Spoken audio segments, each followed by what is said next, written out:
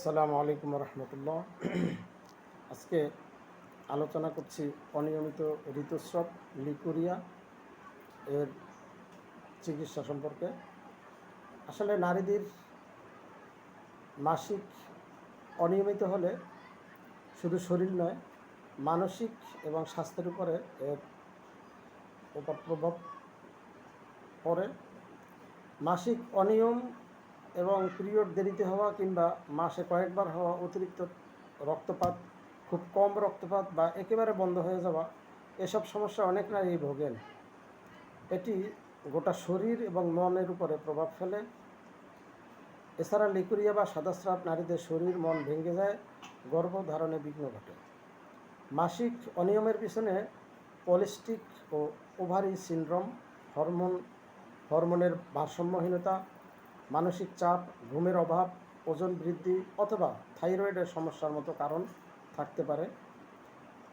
Homeopathic চিকিৎসা এই ধরনের সমস্যা সমাধানে একটি কার্যকর ও নিরাপদ পদ্ধতি।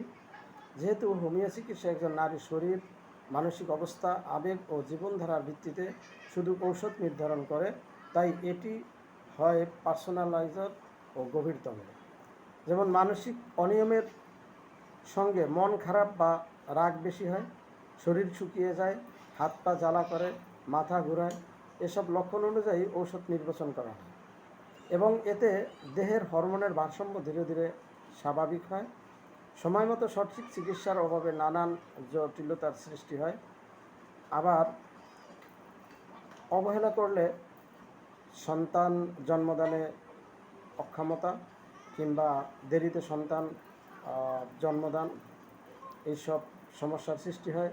হাত পা জ্বালা করে, শরীর ভেঙে যায় এবং শরীর দুর্বল হয়ে যায়, বিভিন্ন রকমের সমস্যা দেখা দেয় এবং আস্তে আস্তে মানসিকভাবে দুর্বল হয়ে পড়ে। পারিবারিক এবং সামাজিক বিশৃঙ্খলার সৃষ্টি হয়।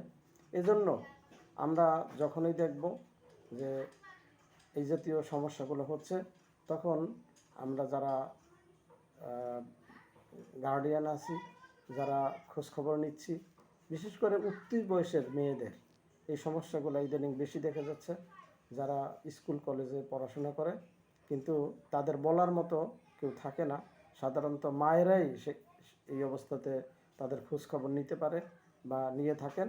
আমাদের এই সময়ে অন্ততপক্ষে মায়েদের স্কুল কলেজ কিংবা অবিবাহিত মেয়েদের মধ্যে যারা এই অবস্থায় থাকে, তারা কিন্তু এই সমস্যাগুলোতে ভোগে এবং কাউকে বলার মতো স্কোপ, সুযোগ তাদের থাকে না, যেই কারণে তাদের সমস্যাগুলো আস্তে আস্তে প্রকট আকার ধারণ করে। আমরা চেষ্টা করব যাতে করে শুকিয়ে যাওয়া, তারপরে তাদের স্বাস্থ্য ভেঙে যাওয়া, হাত পা জ্বালাপোড়া করা, শরীর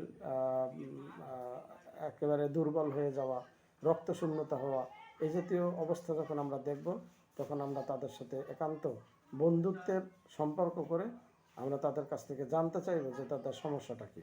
আর আমরা যদি জানি যে তাদের অনিয়মিত স্রাব যাচ্ছে এবং সাদা স্রাব যাচ্ছে, অথবা লিকুরিয়া, যেটাকে এই চিটাগাংয়ের ভাষায় আইসেরি বলা হয় বা অন্য অন্য জায়গায় বিভিন্ন ভাষাতেই এটাকে ব্যক্ত করা হয়, এরকম যদি হয় তাহলে আমরা খোঁজখবর নিয়ে চিকিৎসকের পরামর্শ নেব এবং চিকিৎসকের পরামর্শ নিয়ে আমরা যদি যথাযথ চিকিৎসা করি, এটা খুব অল্প সময়ে এবং অল্প খরচে এটা ভালো হয় এবং এটা সম্পূর্ণ ভালো হয়।